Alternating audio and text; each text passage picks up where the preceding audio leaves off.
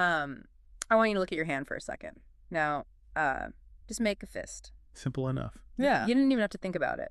But if you actually stop to consider what just happened, it's nothing short of biological magic. You essentially performed telekinesis on your own body. Right. I mean, it feels instantaneous, doesn't it? But that simple clench is actually the finish line of a really high-speed, high-stakes electrical race. Yeah, we aren't just talking about, sending a basic signal. We are talking about the command path. Exactly. And that is exactly what we are tracing in this deep dive.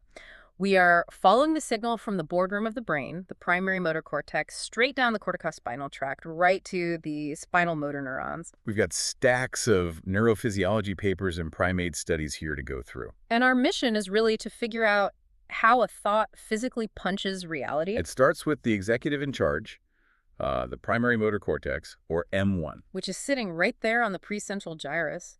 Now, I always used to think this area just kind of shouted, go to the muscles. Right, like a simple switch. Yeah, but looking at the data, it's way more of a micromanager. M1 isn't just an on switch.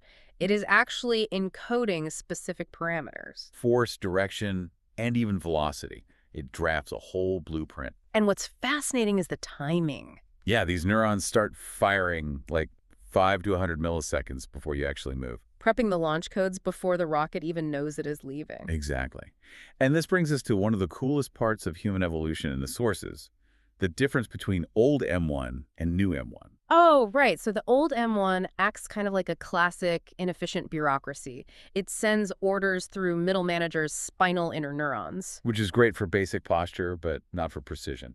But the new M1 is the real game changer. Because it contains corticomotor neuronal cells, or CM cells. These are elite couriers. They bypass those spinal middle managers entirely and connect directly to the motor neurons controlling your fingers. So that direct line is why we can text with our thumbs or play the piano.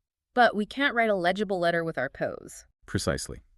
That direct connection is the major evolutionary adaptation for dexterity.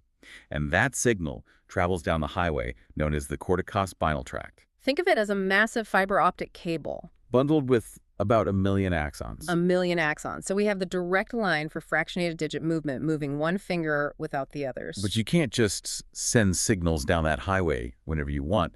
The research highlights something called beta oscillations. This is the timing mechanism. Right. The brain has rhythmic electrical cycles.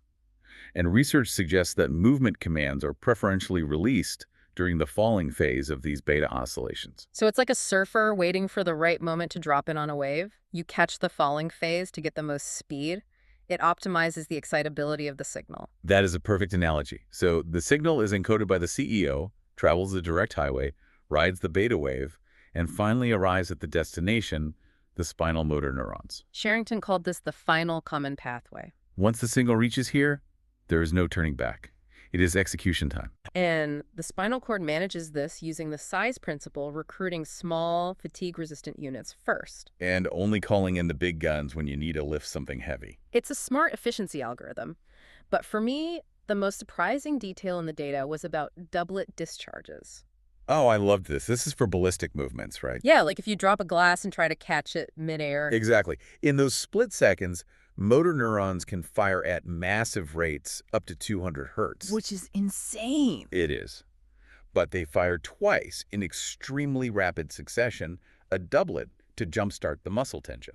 It's basically a biological double tap. It maximizes the rate of force development instantly to override the body's usual slow ramp up. It's pure biological overdrive.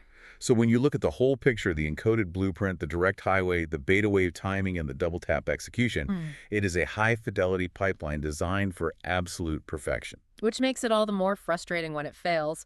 We have to talk about choking.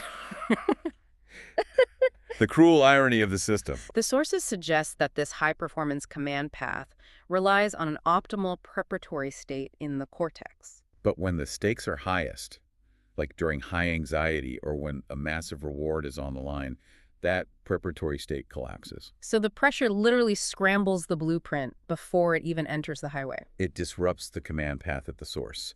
The more you care about the outcome, the more likely your brain is to sabotage the very mechanism evolved to help you achieve it. It's a harsh reality check for our biology. Definitely. Something to think about the next time you are trying to thread a needle under pressure.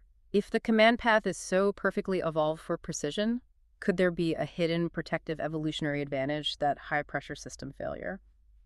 That is it for this deep dive into the command path. Thanks for listening.